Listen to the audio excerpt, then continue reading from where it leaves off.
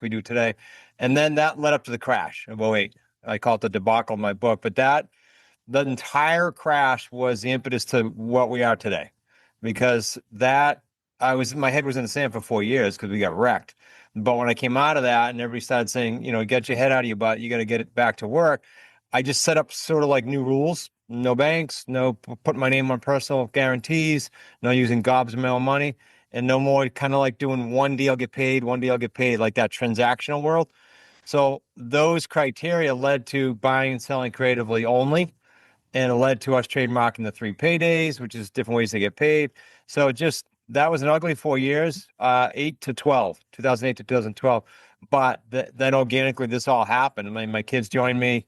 None of that was planned. Now they've really been instrumental in scaling the company the way it has, hitting 5,000 and all that. So yeah, he makes it sound so easy. But by the way, you said built some homes. How many homes did you build?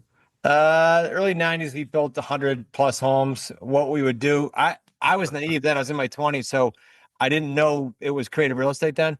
But we would find landowners who weren't selling like single lots, just like onesie twosies, and we'd say, "Hey, we'll get you your price, but here's how we're going to do it. We're going to advertise with a builder a final package, like a complete home.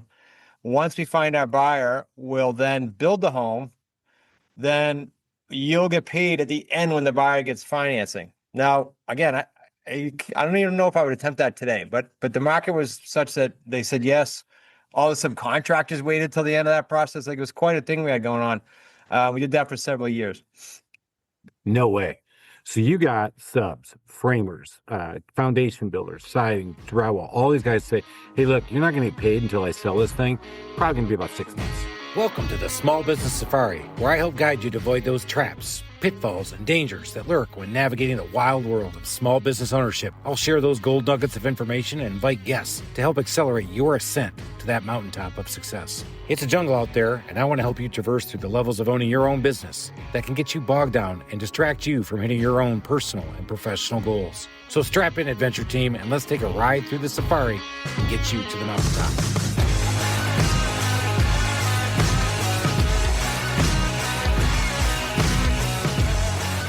Alan, never get distracted, never get out of sorts. Always got to stay on the focus, got to stay focused, never have a problem. I'm unflappable. I'm like that duck on the water, my friend. I mean, you inspire me with just how prepared you are and ahead of the game you are on everything. Nothing. Guys, you're driving around in your trucks, and let me tell you, this is like, you're driving in your truck and you just whip right through a red light and you realize you just did that, and you get all the sorts, so you run through another one. And you keep on rolling and you just keep going. That's exactly how this has gone like 15 minutes before this episode. I thought I had something all figured out, thought I was in the know, thought I did everything correctly. And there's a deadline. And there's a deadline that says, hey, you guys, within the next 45 minutes, you've got to sign up for the chamber if you want to be on the board. And I was like, well, I got a podcast to do, man. I got somebody I got to really talk to, man. It's got a great first name, by the way. And so we got to do that. And I said, so Alan just asked for forgiveness, said, is there any way that Chris could have a push on the deadline? Because we have got to do this very important podcast. And I just got the answer. And sure. So you can relax. All right. Don't run through any more red lights, everybody. Stay focused on what we're doing here, right? We got to stay focused. We got to keep going, keep moving it up.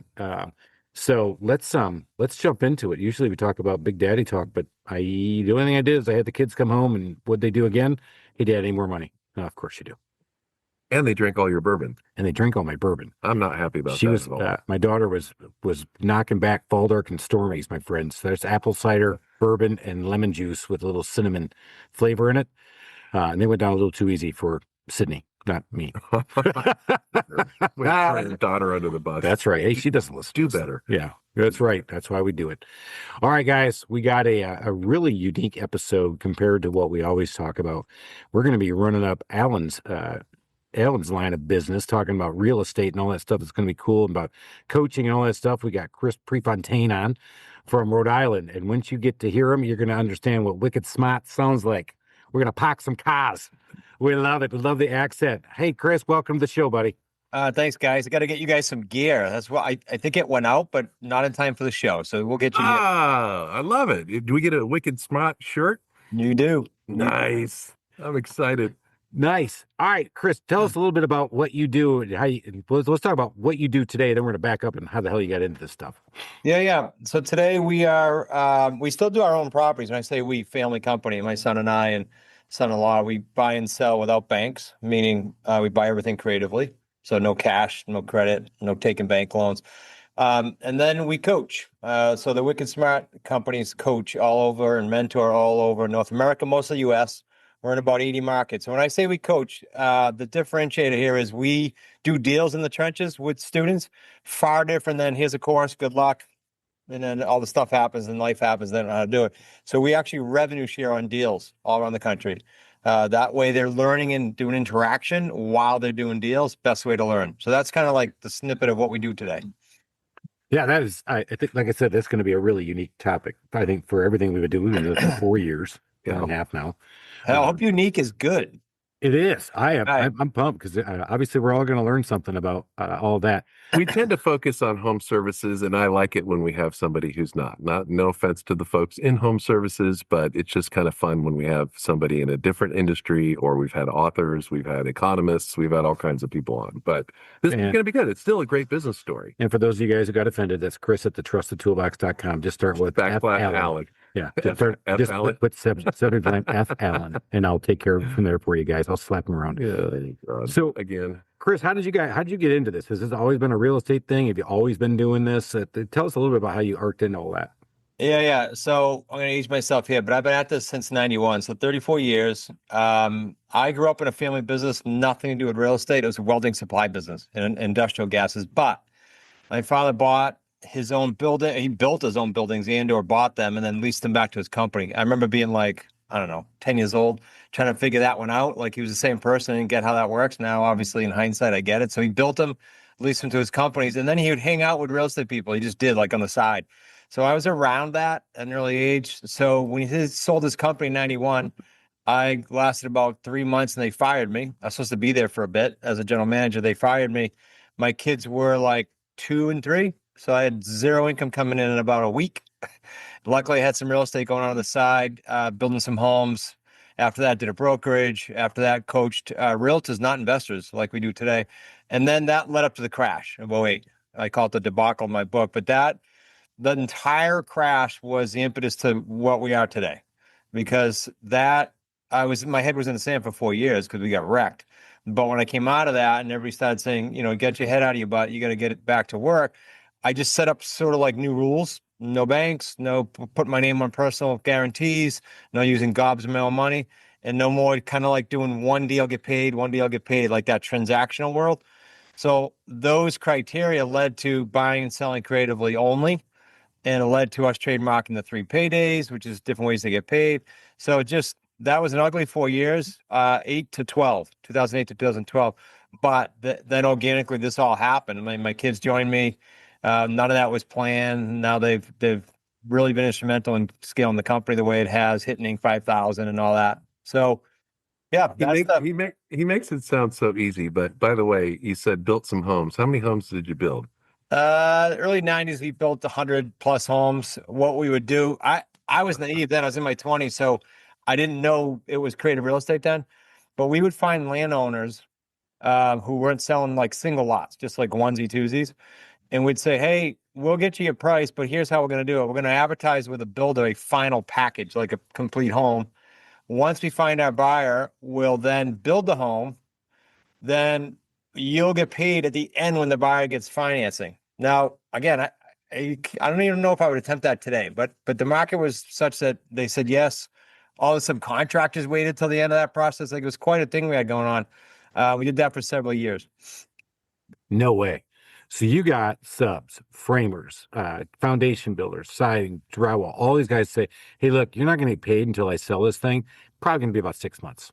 They're like, okay. Actually, there were cookie cutters, Chris. So there was like, yes, but the time frame we flew, we were like, I mean, some maybe went 6, but most of the time it was like 100 to 120 days. We would just boom, boom, boom. Oh, okay. Not me. I had no experience building. My partner, Joe, was a builder. So I kind of found the land and he built the homes and we developed some systems and did that. That came to kind of a screeching halt. We got a little cocky. Oh, this is working great. So around 94-ish, 95, we started taking on subdivisions. Well, that was a headache and a lesson there because it's a whole different world. Yeah, right. Can't do that Huh. anymore. You can't wait. People can't wait. Obviously, man, we've only we had this for like 5 minutes here to figure it out. This guy knows what the hell's going on. He's been through enough, and you got the 4-year bruise to feel it, and you still remember it because we both remember '08. And No, I don't remember it at all. right, well, that's You don't what want to remember it, right? No, it's funny when you talk to younger Blur for people. about 5 years. Talking to younger people get into business, and you start saying, "Do you remember '08?" And they say, "Yeah." I'm like, "All right, well, were you in high school then?" Yeah. I said, "You I know. didn't feel it like we felt it, brother." Because what has happened is your parents just sit there freaking the f out because they Yep. thought, "I'm not sure you're gonna be able to eat tomorrow, buddy." There's some lessons there too. Like there's people, when I started the coaching, this side of the coaching in 13, 14, there were probably less than 10 competitors. Like I knew who they were. If you called me looking at our program, I'd say, here's how we're different. It'd be easy. There's 200 now. Like we're in a mastermind group with 200 of them. And to the '08 story, there's a lot of them that started way after '08. They haven't seen like some major things. It's scary. I mean, but they're out there coaching. Now let's talk about that. I think that's a big lesson. I know we both are big believers in coaching. Al and I, we've talked about that over the years. And, I think situational coaching is good. I've had coaches over the years. I'm part of a mastermind group that you mentioned. But would I really want to go with somebody? I don't care how smart you are, but if you haven't been through the wars like you have, I mean, 100%. because even the '90s, I mean, when you were doing that, I mean, people today, in our world, we're always impacted by the mortgage rates. And I hear people saying, "Well, I'm going to wait till they get under 5." I'm like, "Well, you're going to be waiting till you're 40." I Yeah, mean, right. at this point, I mean, those numbers are probably not going to be seen for a long time, my friend. Yeah, and if you know creative real estate, the rate thing is you bring up like huge points because if you know creative real estate, you don't care. You frankly don't care what the rates are doing because you're gonna be up, down, or sideways market. You're okay. Because you're buying creatively and you're selling creatively. I Because almost they've don't care. eliminated the banks. I know, I love that. Yeah. Well, and the funny thing is you hear about these things, and what I was excited to have you on the podcast. Now I'm in commercial real estate, but I mean, I'm like, does that really work? And obviously, you figured out a way to make it work. You Yeah, can do so commercial too. I mean, we bought our mixed use building. 18 we bought it, fully owner finance. And you're a commercial, like you go to get a loan nowadays, they get the microscope places you don't need to be having a microscope, and it takes Oh, yeah. forever Bend with a big over. down payment. We did a deal with a very savvy, experienced building owner who wanted owner financing for estate planning and tax reasons. Like he was seeking that. Hmm. And the realtors were bringing him offers. He said, Chris, I don't understand. It's not what I want. I don't want a cash offer. I want owner financing. So they're out there. And that was a free and clear property, which I love dealing with. so let's talk about some of the do's and don'ts. I mean, you talk about creative. Well, and it'll be interesting to hear what he has to say because I'm sure he doesn't want to tell how the sausage is made. So Well, I'm gonna say you could probably tell us everything, and I think what we'll find out at the end of this thing is, I mean, he might have told you everything, but that don't mean you know what you're doing. I mean, you just talked about one of the things that makes you unique is you actually get in the trenches and do a deal with people. I think that's where you really that's a huge difference. you don't go to a seminar over the weekend and then come out and buy ugly houses and decide to flip. I mean, I think that's where you see. Is that real what most people are disasters. doing? Is that are they flipping them or are they acquiring for rental properties? Most seminars are going to teach today, teaching wholesale, fix and flip. There is a buy and hold / refinance and buy more strategy out there, but those are the three main seminars. And to Chris's point, like this is what they're teaching. So unfortunately, by the time I get some people, they hear my podcast or whatever, and they'll go, "Yeah, I already tried this, this, and this," and I feel well. That's because they're all yelling "get rich quick" and they try it for 60 days. It's real estate. You need more than 60 days. You need 3 years to figure this out, right? Not to do a deal, but to figure it out and get good at it. So yeah, that's also a challenge out there right now. Yeah, well done. So I'd say let's get into it. Let's talk about some of those do's and don'ts. Well, we hit one with the who you follow, right? From a coaching standpoint, that's huge. And you and I talked about real estate experience, but also like life experience, like, COVID, everybody went through, but my son had an accident back in, gosh, when was this now? '03. Well, I was in real estate then. I had to like navigate that, like just life experiences and economic experiences. So when you look out for someone, just make sure that A, the niche is what you want, but B, the person or group or persons kind of align with you, right? Value wise, experience wise, all that. That's important. And then another don't would be this, because I learned the hard way. I still get calls every week going, yeah, I get good credit, so I'm going to go to the bank, and this bank will give me 4 loans. And I say, why? Like, why risk all your personal assets when you don't have to? Once you figure that out, I didn't know that. For my first 17 years, I was doing it conventionally until I got beat up. And I said, well, that's not worth it. The bank has to do their job if you default or the market changes, right? Or they change their rules on their lines of credit and they want to call you loans. All that keeps me up at night. So I don't do it anymore. So I say to people, don't sign personally on bank loans unless it's a personal residence and you go, hey, I got to be in this neighborhood for the school system and I can't find a creative deal. Okay, there's exceptions, but by and large, don't sign on personal loans. There's just no reason to in real estate. So how do I find creative? Give me an example of a creative situation other than the owner. The owner financing one was a good one because that makes sense. I mean, if the guy buys on you, he's buying that you guys are going to keep operating and paying him back. He's got this great annuity spread out over time for tax purposes. Where's the And if you default, then he just keeps his house and has your money. He's got a Yeah, it has all the money paid. Well, let me just touch on that, and then I'll give you the other 2 ways. So owner financing, a number of ways to do it, but we focus primarily on free and clear properties, like the building I mentioned, because the free and clear owner usually is off market. They're usually not stressed out about money, or they would have presumably pulled out of the property, right? So they're a much different conversation. They want the best price, like the building owner, and they just don't mind taking it over time. They're not like, I got to have this tomorrow to go do this, right? So that's why we like free and clear. And most residential deals, that mixed use, we did a little bit of a hybrid deal, but most residential deals, we do no interest. So if I give you your price, call it $500,000 for a house, I'm making monthly payments of principal only until some balloon date in the future. Because you got your price, I just get kind of like the term. And you can mix that up and do some interest, some principal, phase it out. But that is one of my favorite. The other 2 ways we buy, one is subject to existing financing. Been around forever. I buy your house, loan stays in your name. You're the guarantor still. Only I own the property. We put it in a trust to do it properly. There's ways to do it so you don't trigger what's called the due on sale clause with the bank when it transfers.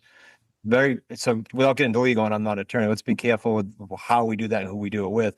But we're getting properties right now, as are the community members, 2, 3, 4% back from when those loans were being done. We're buying those houses now. So that the loan stays in place, it's 2, 3, 4, 5%. To your point earlier, we're not seeing those new rates anymore. So you get to grab properties. Florida's like rampant now for that because the market's sucking wind. Sellers are panicky. Fortunate for us, unfortunate for them that they think that that's the end of the world. It's not. But a lot of those loans that they want to dump are 2, 3, 4%. So we just take over payments. So you take over, but you've got to have it bound correctly. That was the one thing I kind of got to be papered correctly. Yeah, the right attorney that does these, because that's where other students get themselves in trouble. Is they go to attorneys that never did what's called a sub-2, subject to the existing financing, and they get themselves in trouble. Yeah, I think again that's one of the things. He can say it on a podcast. He can say it to your blue in the face. But now, what are you going to do? Well, I'm going to go get my buddy to put this all together for me. Yeah, he knows. No, I don't think so. Yeah, because I know him or because family or whatever. The wrong way to go. There's attorneys that have done tens of thousands of these the right way. That's who you go see. Smart. Did I hear you right that you said that the owner financing deals are 0 interest? Yeah, most, if not all, residential single families. And then the building, this guy was a big landowner, and I told him principal only, he almost fell off his chair. But what we ended up coming together with is, I said, okay, Alan, I'll do 18 months of principal only, then we'll take that balance and we'll amortize it over the rate you were looking for. And he was good with that because it was kind of a win-win. But houses, yeah, principal only. So no interest whatsoever. Nope. But this is one where they got the house. You guys, I'm assuming these houses are off market. So you guys just decide where this number is going to be. And so maybe it isn't market value, maybe a little higher than market value, maybe. Market value or higher, sure. Yeah. And so then you call it principal only there. Yeah, picture it like, let me give you an example instead of just theory. So Plymouth, Mass, Cape Cod, beautiful house on the water, up on a bluff, open ocean. This woman, because we're always trying to solve problems, right? We're not trying to convince anyone. This woman was a realtor in Boston, couldn't sell her own house for the price she wanted. Come to find out, it's because she has a sick mom in the house and wanted to stay there a little longer. Well, most buyers buying for themselves go, no, if I buy it, I don't want you to rent back. I want to keep it, right? So we let her stay there for a little while, but the point of the story is it was principal only $2,500 a month on $1 million home, 960 something. And her and her mom stayed there for, I don't know, 2 or 3 years. And then we took it over. But every single month, $2,500 was coming off her principal. At 30 grand a year coming off her principal.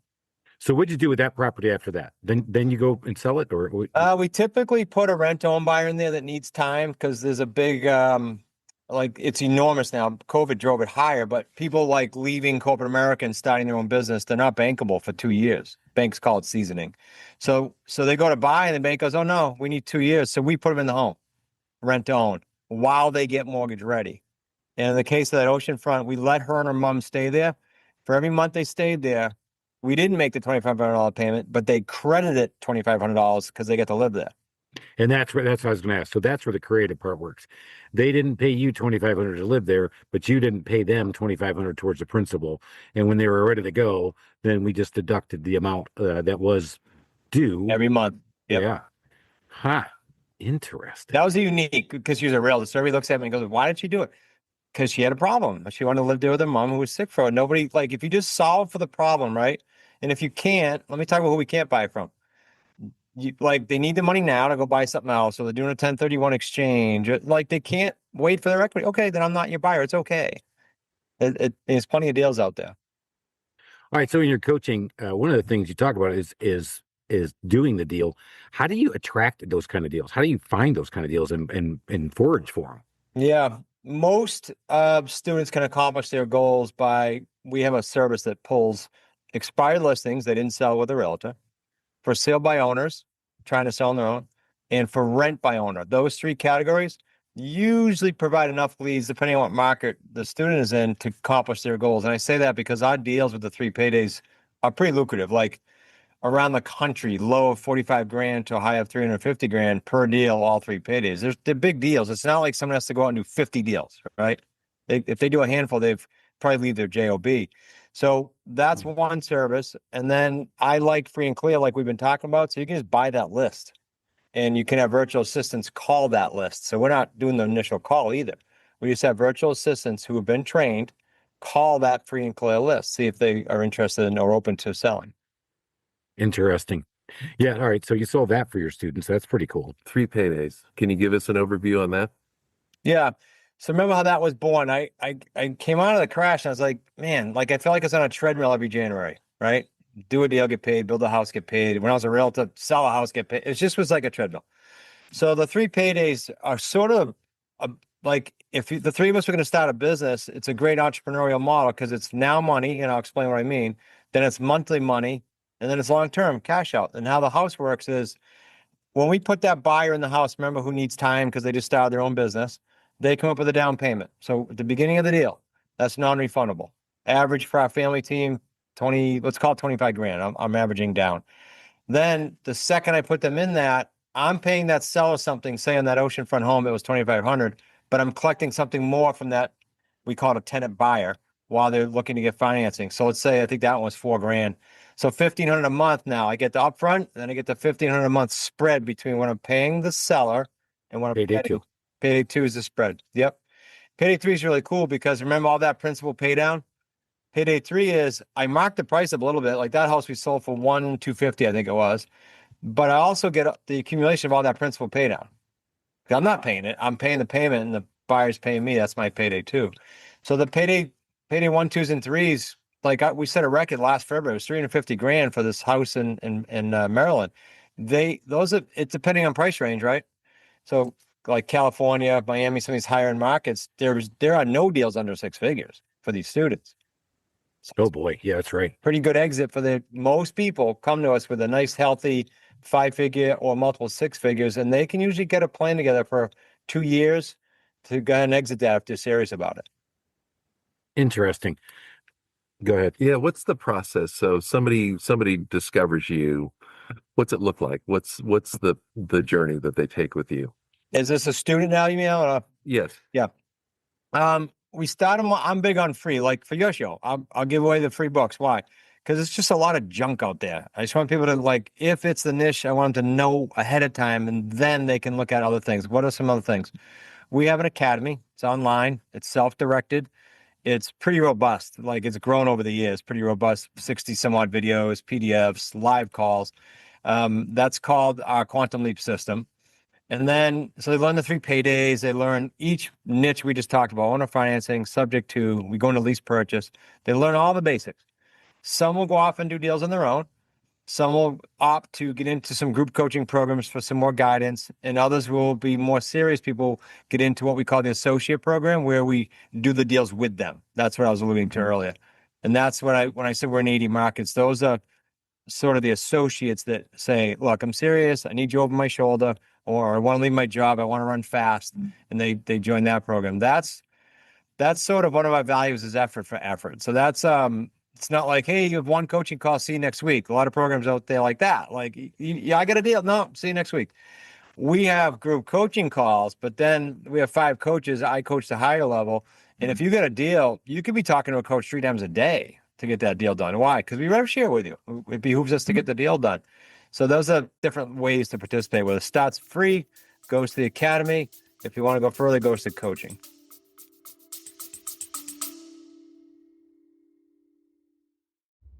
Do you have what it takes to start your own business? Are you tired of the 9-to-5 corporate job and ready to make that leap into entrepreneurship? Then you need to check out From the Zoo to the Wild, the new book by successful entrepreneur Chris LaLamia. This book is a unique perspective on the journey into the wild world of home services and delivering excellence in service while working in customers' homes. LaLamia shares his path to success in this industry, including proven customer relationship strategies, award-winning customer experience processes, and a unique approach to training a team of service technicians to perform at the highest levels. Whether you're a small business trying to scale or a franchise operation, From the Zoo to the Wild will give you the mindset, habits, leadership style, and customer-oriented processes to succeed as a small business owner in the home services space. So if you're ready to take control of your future, get your copy of From the Zoo to the Wild today, available on Amazon.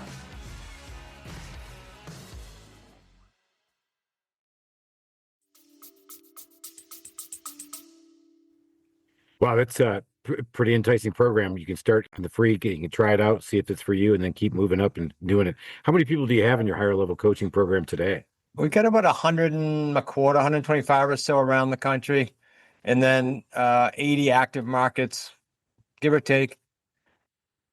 What's the most fun you have with it? Is it the coaching? Is it the rev share? Is it the deal? I like, I started the company doing deals. I got asked by a local, we have a war college here on island, and a kid was retiring and he heard my name and he said, can you coach me? Like I had coached before, but not investors. So I said, sure. And that's what started just organically, but I just like doing deals. That's how it came about. And then my son-in-law came in, he likes scaling the company, building teams. So it just worked. I still to this day like just doing deals. So I work with higher end, I call it the President's Club. There's only 5 of them. I work very, very closely with 5 of them, and we just get out there and do deals pretty aggressively. That sounds like fun. Yeah, I think, as we scale business, and we always talk about this, and always, but we have talked about it. When you get to a certain spot, like, I've grown my business to a level where I'm really not as involved in the day to day anymore. Yeah. And when I talk with other people like that, what do? We always romanticize going back to how we started, and for me, it wasn't deals. It was working on people's houses, and being in the trenches, doing things with the guys at times or solving a problem. And, we always romanticize it, but yet for us to keep scaling, you've got to have, it sounds like you got a complementary piece in your son-in-law who knows how to build teams and scale, allows you to focus on what you're best at. Talk about, were you thoughtful in how you built that, or did this just kind of happen organically? Everybody says that because it's family. It wasn't planned. I was by myself, and then around 14, my son Nick was a realtor, and I said, hey, can you help me? Like, I got to dispose of these properties. I need someone. So he was just doing postings, online stuff that I didn't want to deal with. And that grew into full time. And then Zach, my son, and my daughter Kayla were bartending and personal training on island here. Great money around here because it's all, tourists coming in and out, but shitty lifestyle, right? You're up till 3, 4 in the morning. So they came in and said, can I join? I said, yeah, I mean, there's no salary or anything. You're going to eat what you kill. So we do deals, you get paid. And we started that. They came in at 15. And then, the rest of it, we got a hold of a company in Arizona that helps us scale. We're still with them to this day. And we have a blast doing it. Now, my daughter has stepped aside. We have 2 grandkids now, but Nick and Zach are still with me and cranking. And again, I credit a lot of the scaling and technology to them because I was just banging it out when it's by myself. Wow, solid move. That's awesome. And you get to work with your family. I think that's another cool thing. It reminds me Oh, of yeah. the Jerry Jones, the Dallas Cowboys. They had a special on the Jerry Jones, how he bought the Cowboy. And so I hate the Cowboys. I'm just going to go on record. I'm going to piss off another state.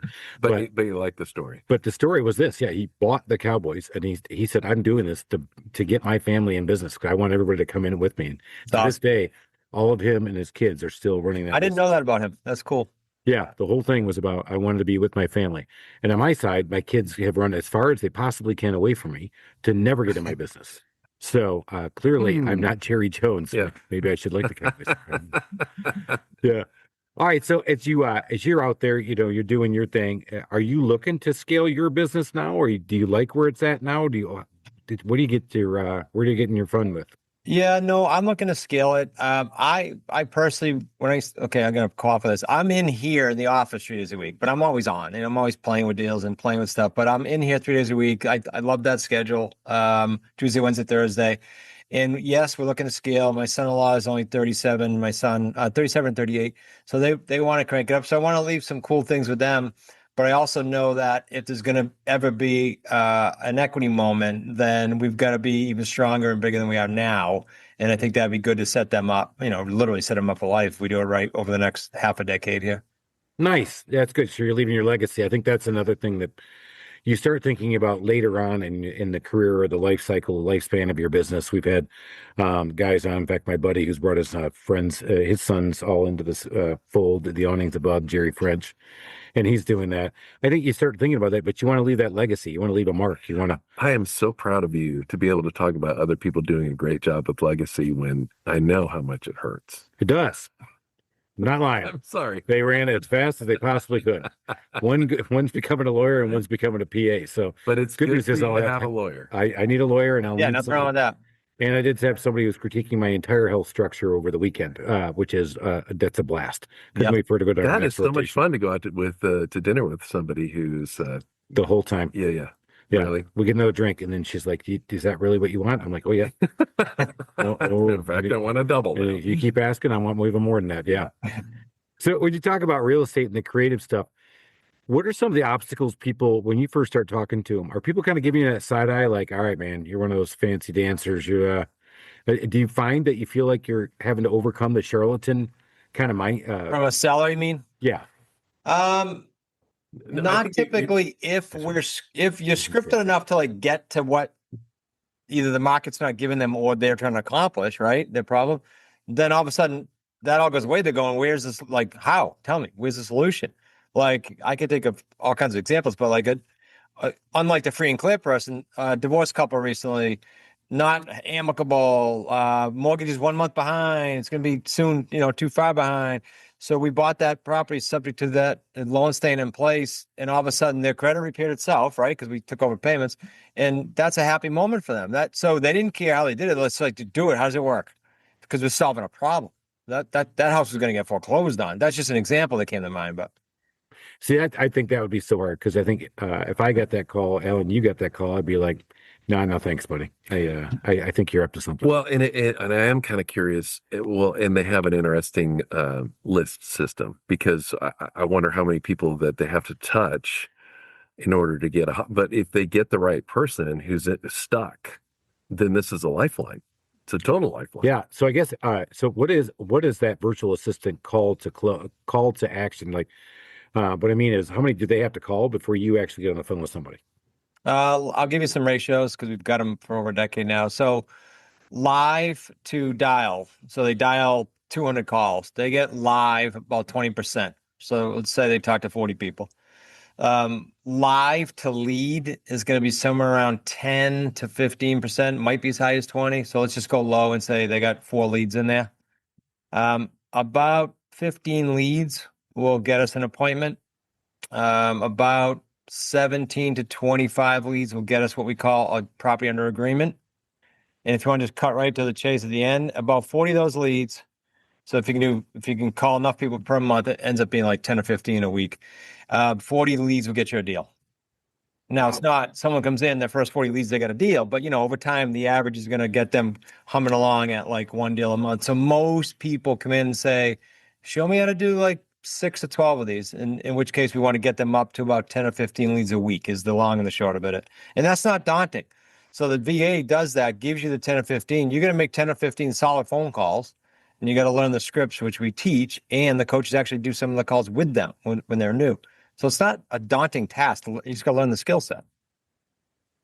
I like that you guys work with them. And a lot of times people, again, with coaches, hey, I'll meet you next week. Hey, what'd you do? Did you do everything we said you were going to do? All right, good. I'm your accountability coach. Okay, great. Yep. And by the way, that's great. I needed one for a while as well. But in this case, it's not, hey, buy my system and bang, you're going to be a millionaire. It's, no, we're going to get in the trenches with you. We're going to work with you and do it. Yeah, I love it because when you first look at this, you're going, well, if it works that well, why would they share? And they're like, okay, well, then they can sell their system. But really, what's happened is you've created a nationwide marketing force.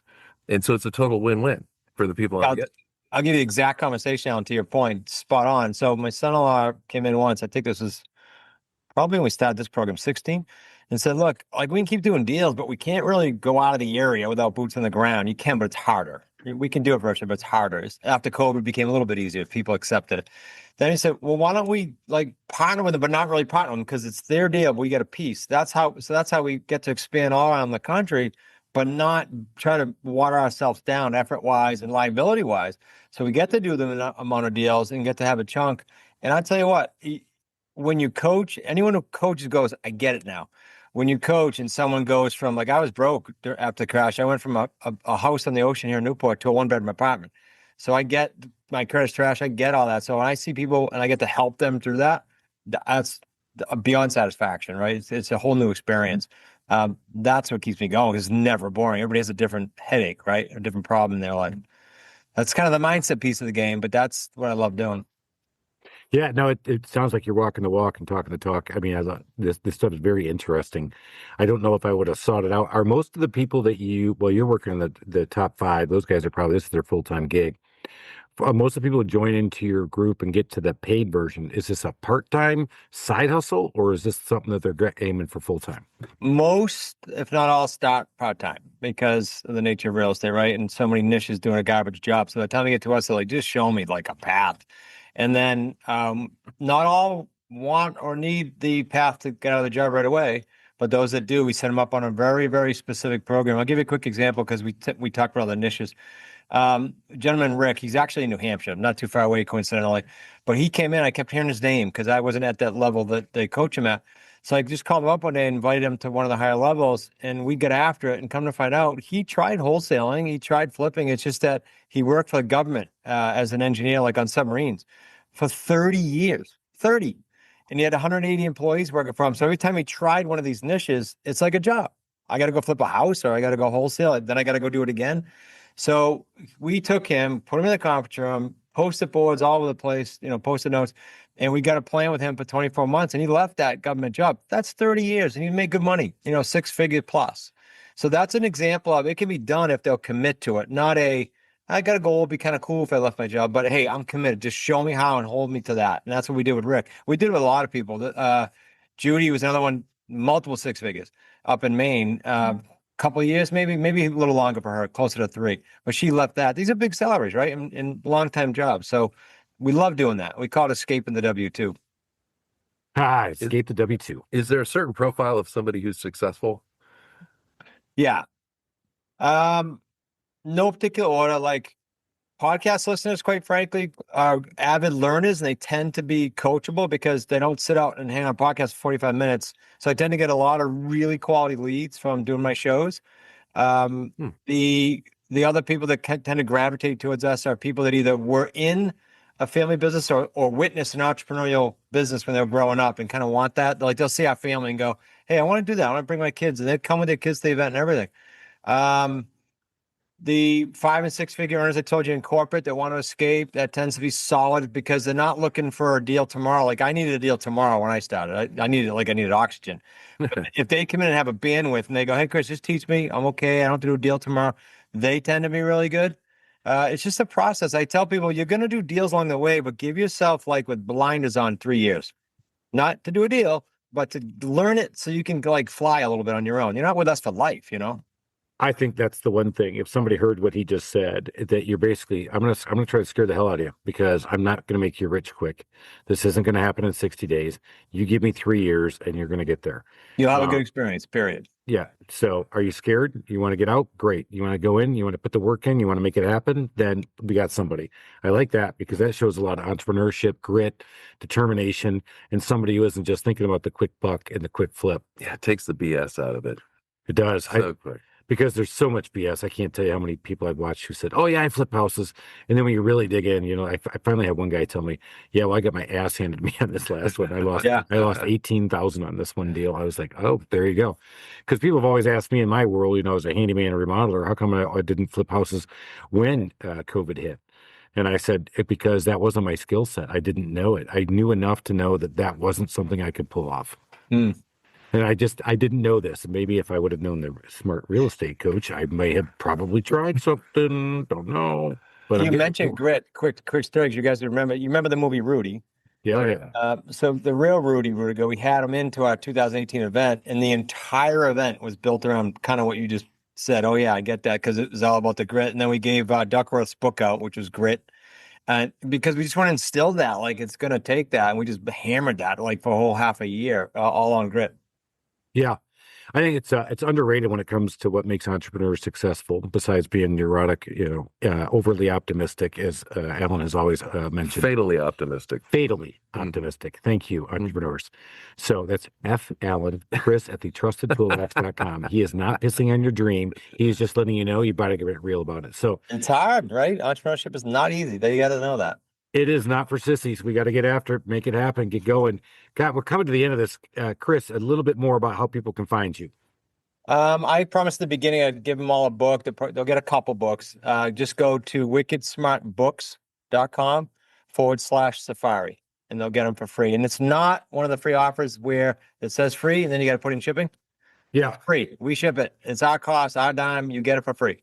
Nice. That's fantastic. Oh, well, if you're saying that we might have something coming, we'll definitely have to bring that up on the next pod when we're up and together. I don't know if we have time, but I do want to ask. You wrote 4 books. I mean, Chris wrote 1 and he was done because it was a big job. What can you give us a quick overview on the 4? Yeah, Real Estate on Your Terms, which is over my shoulder, which is the one they'll get. That's kind of A through Z. And then the New Rules of Real Estate was a compilation of podcast guests, so that I would again give people options so that they didn't know what niche. Go read that, and you'll get all kinds of different experts in there. I think I had 21 different experts in there. The Authority for Real Estate Investors was built. It's like a guy that built how to become the authority, then chicken souped it. He has branches, so we did the real estate one for him. That was a good book. And then Deal Structure Sunday is all deals. And it's kind of look behind the curtain, like what was the good, the bad, and the ugly. Like we don't just give the fluff like most books and seminars. We kind of went behind the scenes, like here were the headaches, here were the wins, and so those are the 4 there. So that last one would appeal to somebody even if they're not interested in real estate. They're just they like deal making. Yeah, it's just deals. We've self-published the last 3. The first one I had no clue. I mean, they put me in a special English class in school. Like I wasn't Mr. Author. I just got guided. And then the next 3 we self-published. Nice. Yeah, same thing. I'm an engineer. My master's thesis, I was one of 3 American-born English-speaking people in my entire master's class in mechanical engineering. In my thesis, when I turned it in, my professor wrote, "This is gobbledygook. I'm done listening. You done reading this? Go to the reading center." You and I were in the same class. So I was in that class with you. So, yeah, I mean, I wrote that book and it was hard. Labor of Love. I think people don't appreciate what it takes to get that book out and to really be thoughtful with it and go and put it together. So you think it's something that people would read and make a difference with. And I think that's awesome that you put the 4 together because, like I said, actually, people keep asking, "Are you going to write a second book?" Hey, you could write them off all your podcast guests. I'm like, yeah, but that means I still have to write it. Still going to edit it and go through it. It's a lot. Maybe you could use AI. Maybe I can use AI. Oh God, you just get off on a big because he and I just little inside joke between Chris. Yeah. So he's scared of AI. I'm embracing it. AI is apparently not. Maybe not enough. Okay. Maybe I'm more AI than you are. Guys, go get this thing figured out. You got to go check this out. Get the books, get a read on them. Like Alan said, even if you don't think you're doing a deal, that book, look behind the deal. If you don't want to get into real estate, I think that's solid. If you didn't pick something up on this podcast, man, I think that's on you, because this was dynamite, man. Right off the rip, you could tell somebody knows what they're talking about and got command of it. Oh, and he changed the game. He did. He didn't like the rules and he just made his own. I like love it. Yeah. Right. Mm-hmm. I'm changing rules, Alan. No, they're not changing rules. We're making it happen. That's Chris Prefontaine, smart real estate coach. This has been a dynamite episode, a little bit different than what we talk about, but I'm telling you what, I bet you things are going to shake for you if you keep feel doing wicked smart. I do feel wicked smart. I feel like this is awesome. Chris, thanks so much for coming on the pod. And Yeah, you sharing bet. Thanks everything for with us. having me, guys. Yeah, appreciate it. All right, let's keep going up that mountaintop. Let's make it happen. Another week, another dime, another dollar. We got to get it going. We got to make some hundreds, maybe millions. Cheers, everybody. Thank you for listening to this episode of the Small Business Safari. Remember, your positive attitude will help you achieve that higher altitude you're looking for in the wild world of small business ownership. And until next time, make it a great day.